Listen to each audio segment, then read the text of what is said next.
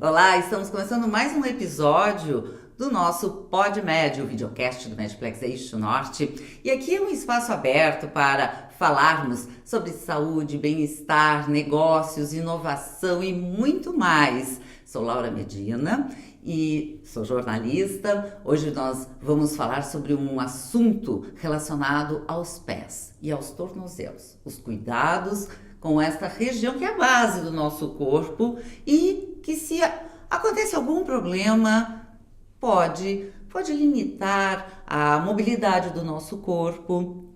E para falar sobre isso, eu convidei o médico ortopedista que atua aqui na UG Trauma, no Medplex Eixo Norte, localizado aqui no Medplex Eixo Norte, Dr. Antônio Carlos Zucco, para explicar melhor cada detalhe, porque assim, o pé parece tão simples, mas não é tão simples assim. Não é.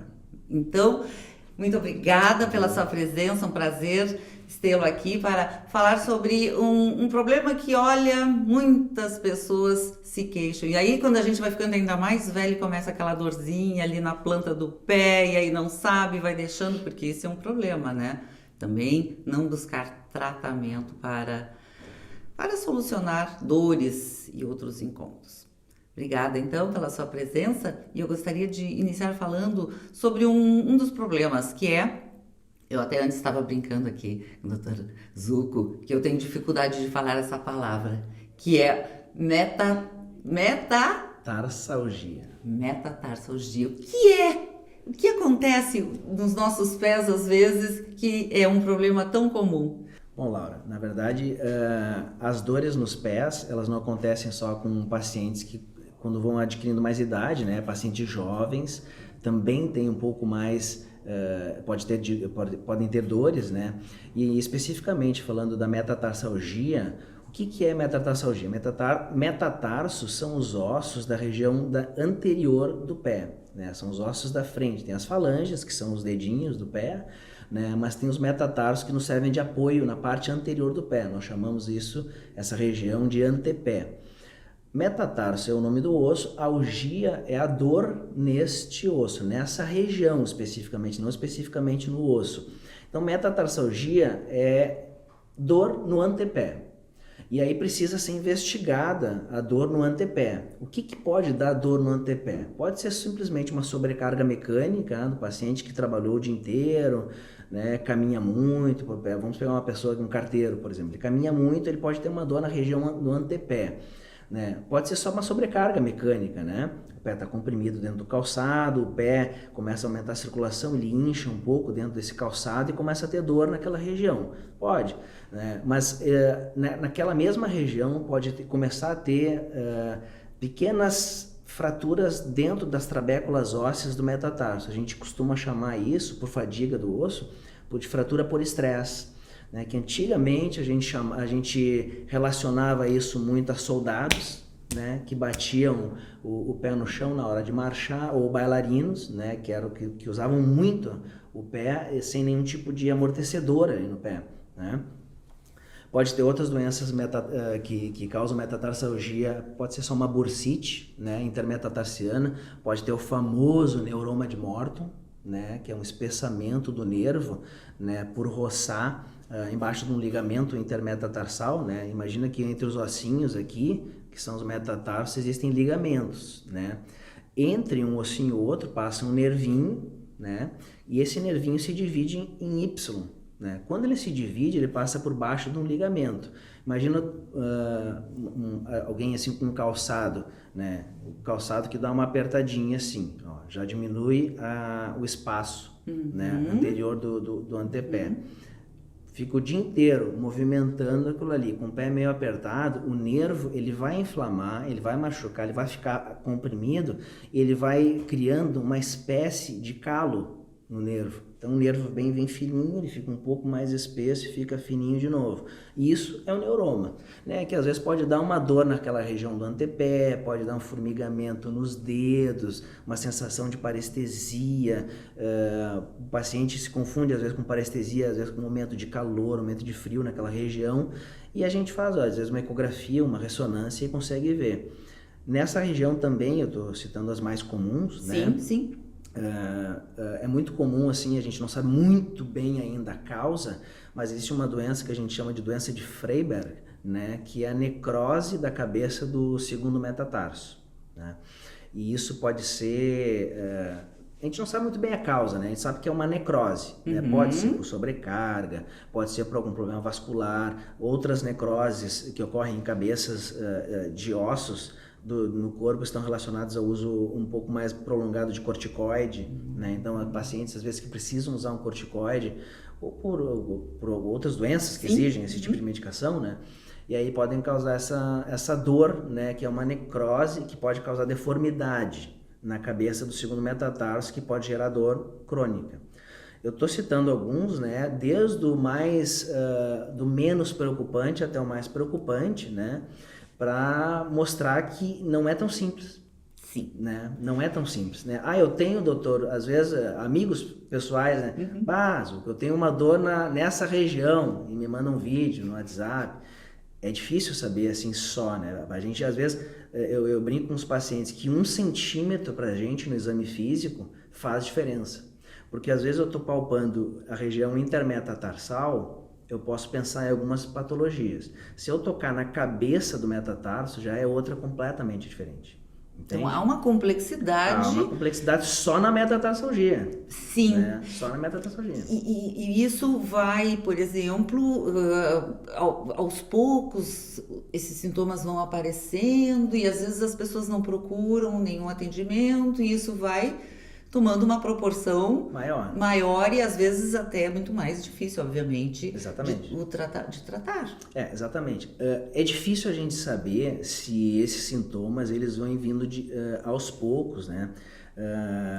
Às vezes os pacientes sentem e não fala nada, né? E aí quando tem uma lesão um pouco mais aguda, eu não cheguei a citar, mas às vezes pode ter uma lesão que a gente chama da ruptura da placa plantar, que é bem no segundo metatarso também, né?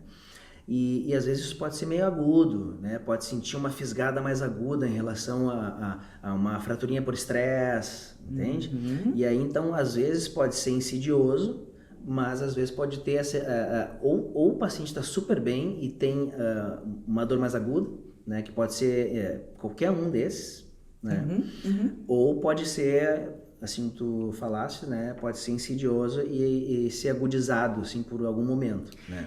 É importante a gente, assim, eventualmente fazer uma consulta, fazer uma revisão ou não necessariamente, só quando se tem algum sintoma? Nesse caso, eu acho que é só quando tem algum sintoma, né? Eu acho que no menor sintoma, eu acho que já tem que ir. Eu não sei se tu me perguntar, mas pacientes diabéticos, né? Sim, que é o pé diabético, a gente fala, né? Esse pé diabético, esse precisa, né? Aí o paciente que já é sabidamente diabético, mesmo que ele me diga, doutor, mas está muito bem controlado, minha diabetes está controlada, mesmo assim pode ter pé diabético, pode ter, assim como ele cuida a função renal, a parte cardiológica, ele faz exame com oftalmologista de rotina, eu acho que uma avaliação com pé diabético, para avaliar pé diabético, assim, a neuropatia periférica que a gente chama, né?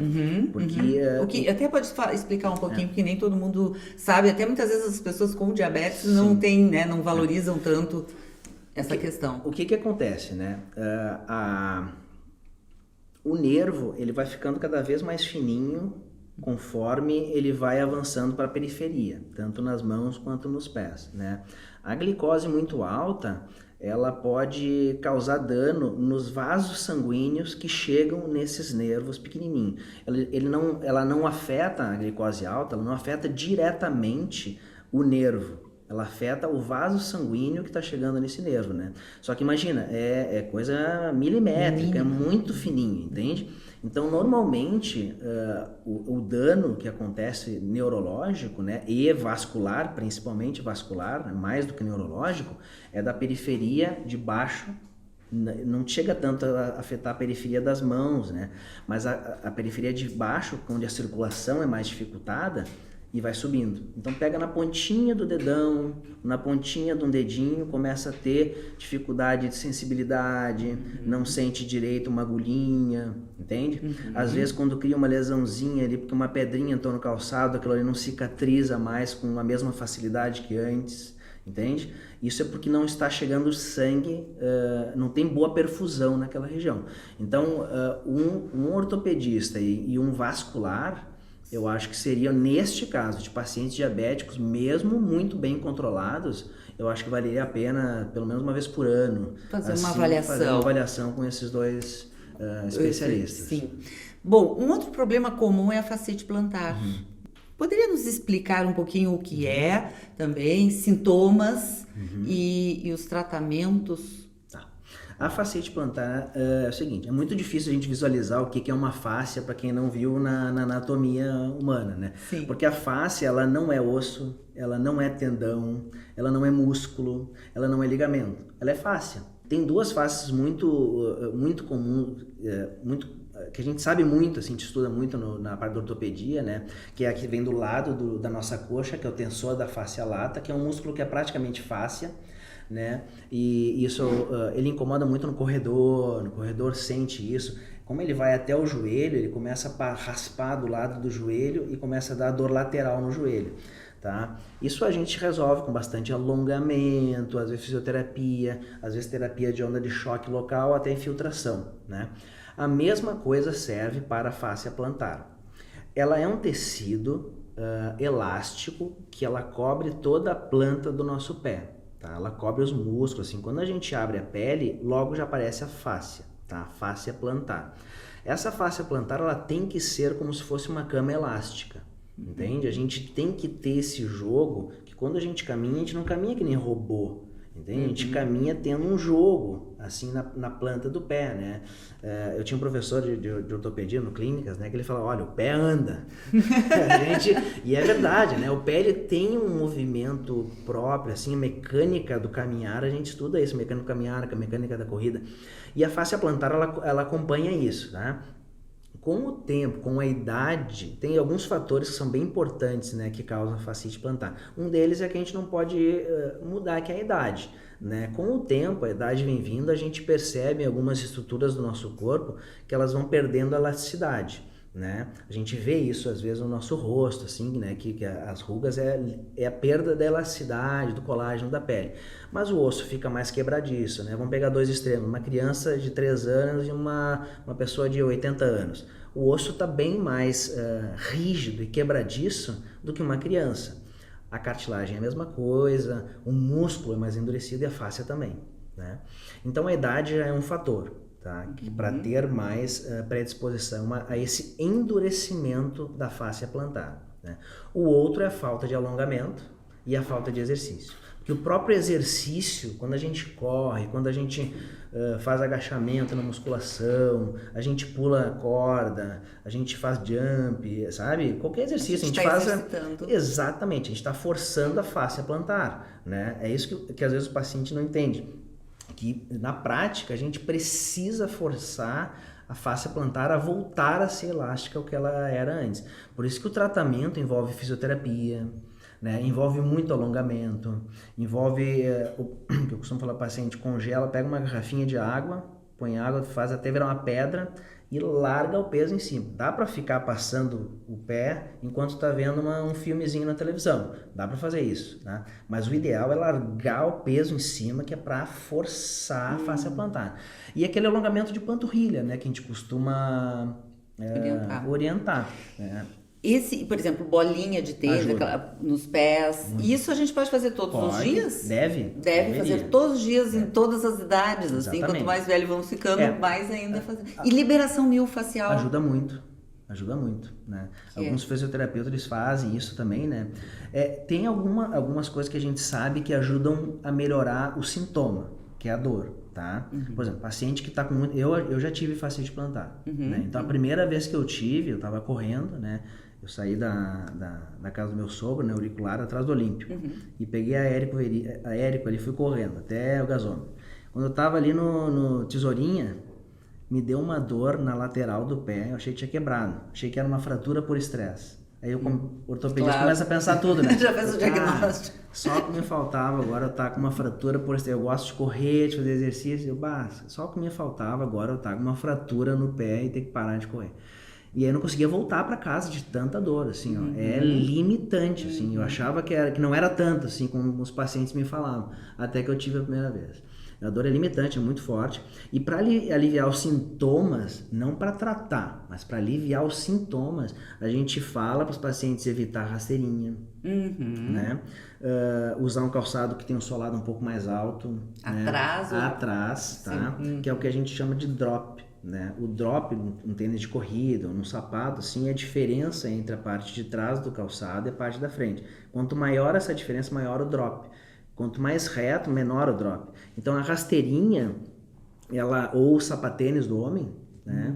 Eles também deixam. Então tem muito marmanjo alto, né, que usa sapatênis. E não é o meu caso, né? Como eu sou baixinho, eu uso sempre um solado mais alto atrás e melhorou. Sim. Né? Agora o pessoal que é mais alto, né, eles usam um calçado mais baixo, né? E aí eles vêm com a fascite, porque machuca, né? Tu fica forçando no dia a dia. Imagina tu ir com uma rasteirinha pro centro de Porto Alegre, fica andando por todo Porto Alegre com uma rasteirinha. E o chinelo? Também pode causar. Pode né? causar. Por isso, esse é um dos fatores que no verão aparece muito a fascite plantar. Muito, aumenta muito a sintomatologia. E no inverno eu tenho observado também que tem aumentado por causa das pantufas. Né, que são rasteirinhas. São rasteirinhas. Né? Então, retomando, né, para aliviar o sintoma do paciente, a gente pede para aumentar, né, ou botar uma palmilha, né, que é aquela famosa palmilha calcanheira, que fica só na parte de trás.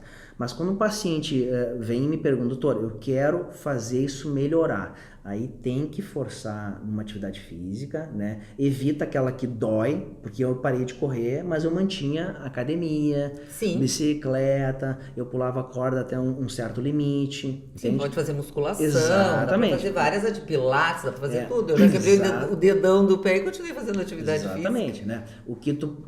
E focar no alongamento de panturrilha, né? Pode botar no Google, põe no Google aí, alongamento de panturrilha, e foca no alongamento de panturrilha. Isso tende a melhorar muito, não só a tendinose do tendão de Aquiles, né, que é muito associada com a fascite plantar, quanto a fascite plantar, né? E aí existem outros tratamentos, né, específicos, né? Aqui na Urgetrauma a gente tem a terapia de onda de choque, né, que não é o choque elétrico, né? É um choque tipo uma contusãozinha assim de ar, tá? Que cria um processo inflamatório regenerativo naquele local. Tá? Que é muito bom, né? Ele foi primeiramente inventado, associado para a fascite plantar e tendinose, né? Entesopatia do tendão de Aquiles, e funciona muito bem. Falando até um pouco agora de exercícios, que eu acho importante, e nós estávamos até conversando anteriormente sobre isso.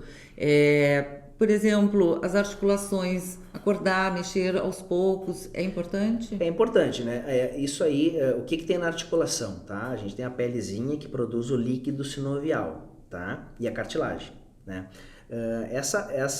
Tanto a cartilagem quanto eles precisam do movimento para renovar esse líquido sinovial, tá? Então, quanto mais tu movimentar, né? Existem estudos hoje dentro da fisiologia do exercício, né? Que mostram que o exercício de carga ou musculação, corrida, bicicleta, assim, dentro de um espaço, né? Não o sedentário e não aquele que faz um overtraining. Sim, né? sim. Mas dentro daquele intervalo, eles são condroprotetores. Eu falo para pessoas jovens, bem jovens, assim, às vezes criança, que precisa fazer atividade física. Tem que começar agora. Isso é uma proteção que tem para as articulações, né? Tu falou de manhã, de manhã é muito bom, mas a gente tem que mexer sempre, entende? Então, o exercício físico, ele funciona para o nosso corpo como uma alimentação. Adianta tu te alimentar bem, olha, eu vou comer tudo que eu preciso para a semana inteira no sábado, os outros 6 dias eu não vou comer nada. Não funciona. O exercício é a mesma coisa. E é interessante que a gente possa variar também esses exercícios, porque a gente tem os exercícios de força, tem exercício cardio, tem de mobilidade, alongamento. Então, é uma série, não adianta só ficar fazendo a mesma coisa. Exatamente. Eu gosto exatamente disso que tu está falando, né? Quando eu falo com um paciente que ele não quer ser um atleta, ele quer ser uma pessoa saudável, é exatamente isso que tu estás falando. A gente precisa tratar o músculo, né? Que a gente trata... Quando a gente trata músculo, eu costumo falar do membro, né? Musculação, ela não melhora o músculo, ela melhora todo o membro. Ela melhora o músculo, ela melhora o tendão, ela melhora a cartilagem, ela melhora o vaso sanguíneo que passa, entende? Ela melhora a pele. Então, tudo isso a musculação, ela melhora o equilíbrio, porque o equilíbrio envolve propriocepção, né? Então, tudo isso está envolvido na musculação. Tem estudos hoje mostrando que ela ajuda também no cardiorrespiratório, mas ela não é um exercício de endurance. Entende? Ela não é um exercício de resistência. Então eu gosto muito, eu faço musculação, né? E eu gosto de correr, né?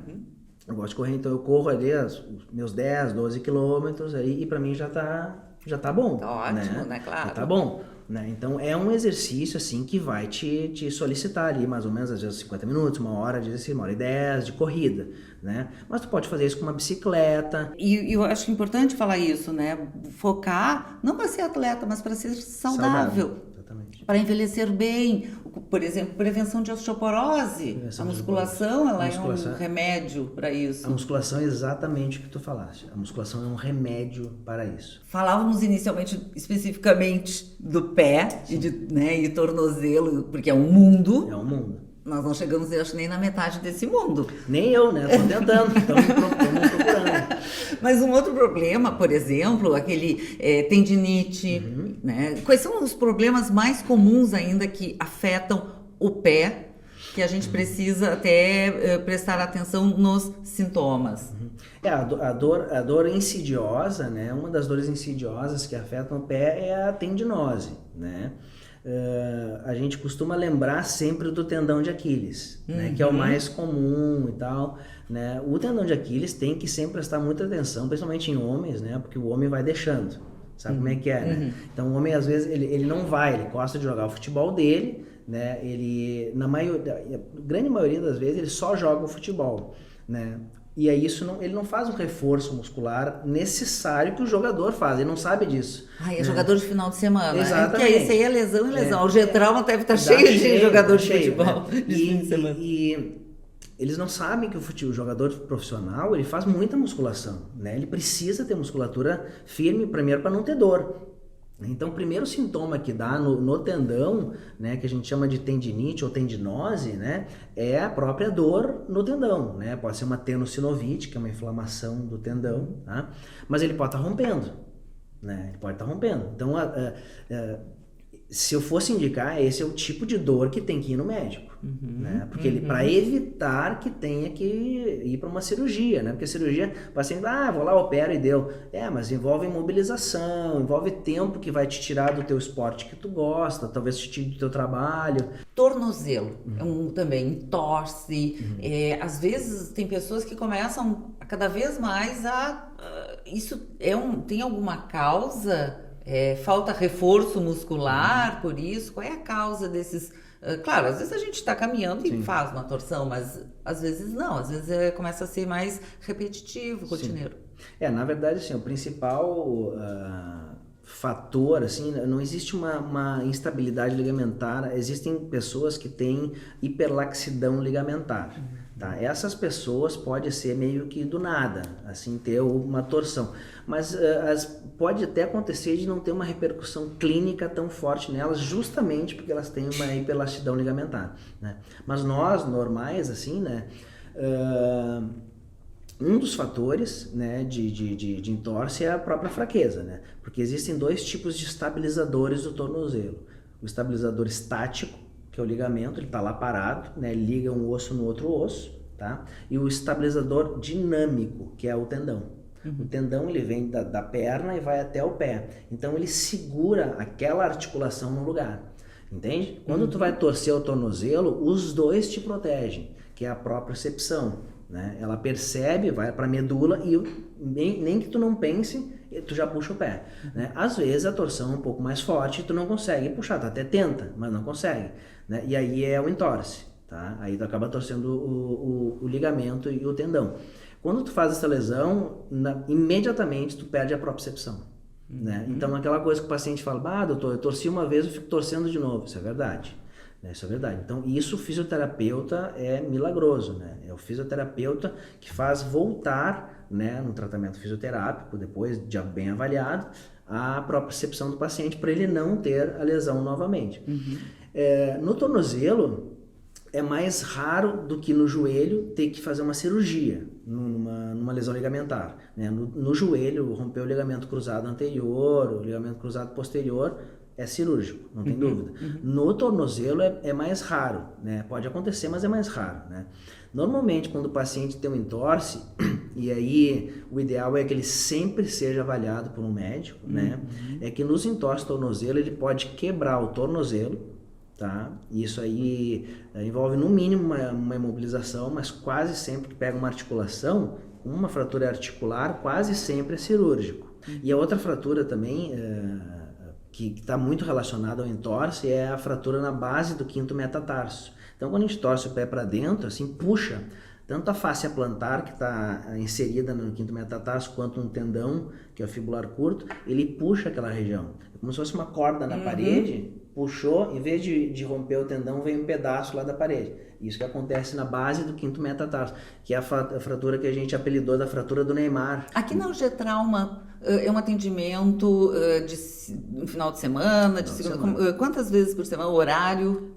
O pronto atendimento são todos os dias. Fica no quinto andar, mas tem cadeira de roda lá embaixo. Tem lá embaixo, qualquer tem um coisa. funcionário do prédio, né, que está para auxiliar a Urgetrauma, né, desde o primeiro acesso, a chegada do paciente. Aí o paciente está mancando, está com dificuldade, ele vai ter um funcionário para ajudar ele até chegar o atendimento dele, até na frente do médico. E sempre eu acho que é interessante, as pessoas não sabem, às vezes pensam que é só particular, mas tem inúmeros convênios. Existem muitos convênios, né? Tem particular, mas tem muito convênio, né? Olha, inúmeros, assim, não saberia dizer o número, assim, mas é muitos, né? Dá para praticamente todos, assim, né? A gente consegue atender aqui na Urgetrauma. E agora eu acho importante que tem todo um olhar que é integral para o paciente, nesse sentido em que pode ser, lá, quebrou o braço, quebrou a perna, mas o atendimento ele tem uma visão em que a pessoa possa se sentir atendida inteira, né? Nós estávamos falando sobre atividade física, sobre esses cuidados assim, de prevenção também.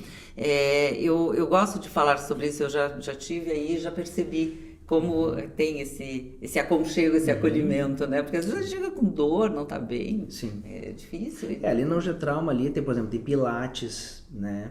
Então tem muitos profissionais ali, né? Que, olha, muitos mesmo, assim, que fazem bastante atividade física. E a atividade física, ela é, no meu ponto de vista, a principal profilaxia que tem para uma vida, não só uma vida mais longa, como uma vida mais longa e boa. Sim. Né? Então, hoje, né, a atividade física, a gente sabe que oxigena o cérebro, diminui a chance de Alzheimer, né, diminui a fibromialgia, melhora...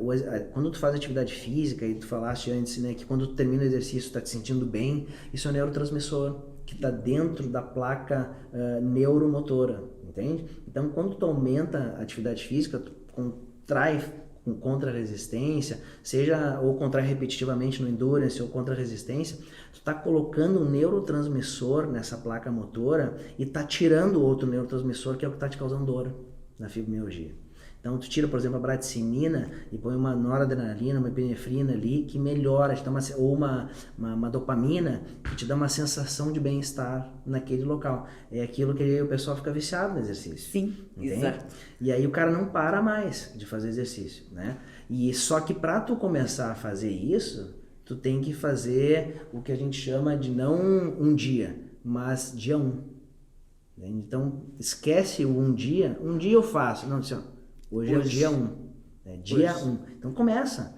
Né? Então começa a fazer atividade física, tu vai começar a trocar, tu vai ter uma mudança fisiológica, neurológica dentro do teu corpo. Né? Então isso vai para o cérebro, como eu disse antes, vai para o corpo inteiro, vai para o cérebro. Ele melhora tudo. Tudo é incrível. Tudo é incrível. É um remédio, é uma medicação. E cada vez os estudos estão avançando nisso. Né? Tu melhora, que a gente já comentou, a osteoporose, tu melhora riscos de queda, Sim, né? isso é fundamental, né? Porque as pessoas vão ficando mais velhas, vão perdendo o equilíbrio, naturalmente, força nas pernas. E é incrível até para levantar as pessoas quando chegam 80, mais de 80 anos, às vezes não tem mais força para levantar, não tem força nos braços, não tem na perna, não tem no corpo. Isso é importante dizer, né, que é como se fosse uma previdência, tá? Uma previdência privada. Né? Não adianta muito tu começar. É claro que é melhor começar com 60 do que não fazer. Sim, nunca é tarde para começar. É tarde, né? É muito melhor tu começar com 70 do que tu não fazer. Porque tu pode ir dos 70 até os 97. Vamos botar 27 anos aí de uma vida boa, tá? Mas se tu começar com 20, tu vai chegar muito melhor lá nos 97. Ah, não falamos de algo que as mulheres adoram. Joanete. Joanete, não, as mulheres adoram também, e aí um problema, Joanete, mas não falamos de algo. Salto alto. Dá para usar um pouquinho e dá ficar pra usar só, um né? Não, a mulher fica linda de salto alto, né? Não, em hipótese alguma a gente pode tirar o salto alto da mulher. A minha mulher, mesmo sendo mais alta que eu, né? Adora um salto alto. Adora um salto alto e fica linda, né? Imagina a mulher com a panturrilha bem torneada, fica linda. O salto, ele produz na mulher uma postura da elegância, né? Ela põe para se equilibrar, ela muda todo o eixo de equilíbrio dela, né? Então ela tem que levantar o quadril, peito para frente, ombro para trás, entende? Porque o salto alto ele causa um desequilíbrio, né? Ele te levanta a parte de trás e te empurra para frente, né? Para te empurrar para frente, tu tem que botar o corpo para trás. Né? E aí ela fica linda, né? Ela causa o salto alto, ele deixa o pé realmente numa posição bem fora da anatomia, né? Ele fica numa flexão plantar bastante forçada. A gente falou no início metatarsalgia, então os metatarsos estão totalmente apoiados no chão, né? E causa também, se usada há muito tempo, encurtamento, né? Porque tu está encurtando a panturrilha, né? Tu está contraindo a panturrilha, né? E isso causa um encurtamento do tendão de Aquiles e da fáscia plantar. E o que fazer então? Usa um pouco de salto alto. E o problema é quando usa salto alto e depois rasteirinha. Salto alto, rasteirinha. Se tiver dentro daquela situação que a gente pensa numa situação ideal de atividade física e alongamento, a chance é muito pequena de ter dor. Muito pequena. Tá? Então a atividade física novamente. Atividade física novamente, a chance é muito pequena. Se fizer alongamento, sabe, eu gosto muito, assim, eu tenho falado para os pacientes, assim, chegar em casa, botar uma aguinha de água morna, para fazer relaxar a musculatura, porque é uma região do pé que vai sendo sobrecarregada. A musculatura intrínseca, que esse gordinho do pé, ele sofre, porque precisa a mulher toda hora para se equilibrar, então ela usa os dedos ali, entende? E os dedos já estão meio apertadinhos no salto, então é exigido bastante da mulher quando está usando salto alto. Talvez ela não perceba por estar acostumada, mas né? Então botar o pé numa bacia de água morna para relaxar e o alongamento, né? Sim. Se vai usar a rasteirinha, um calçado médio assim, no dia seguinte, olha, a gente não tem nenhum estudo assim mostrando que isso aí vai melhorar ou não, tá? O que eu diria, né, se fosse, que é um conselho assim do médico, é fazer bastante alongamento de panturrilha e fazer relaxamento daquela musculatura intrínseca do pé. Esses dois aí... E a massagem também, às ajuda vezes, liberação miofascial, ajuda muito. Conseguir uma vez pelo menos, uma vez por mês. Ajuda muito, para manter não tem dúvida nenhuma. Massagear, cuidar dos pezinhos. Cuidar dos pés. Olhar para os pés, cuidar dos pés. Fazer massagem, carinho nele. Escolher bem o calçado. Né? É autoconhecimento também, percepção, né? Às vezes os pacientes costumam me perguntar, doutor, qual o tênis que eu compro para correr? Né? O tênis, assim, claro, tem os tênis que são menos bons, os tênis são um pouco melhores. Mas qual é o melhor para ti? Né, é por tentativa e erro, entende? Vai ter que tentar, porque o tênis que eu uso para correr, já indiquei pro meu irmão, que é gêmeo, né, e para minha mulher. Nenhum dos dois gostou. E eu adoro, eu não troco de marca nunca. Teríamos muito mais para falar, sem dúvida nenhuma, não falamos do Joanete, isso eu acho que fica para um próximo episódio, porque temos muitos assuntos. E quero agradecer imensamente a sua participação aqui. Muito obrigado. Obrigada também a você que nos acompanhou e até o próximo episódio. Tchau!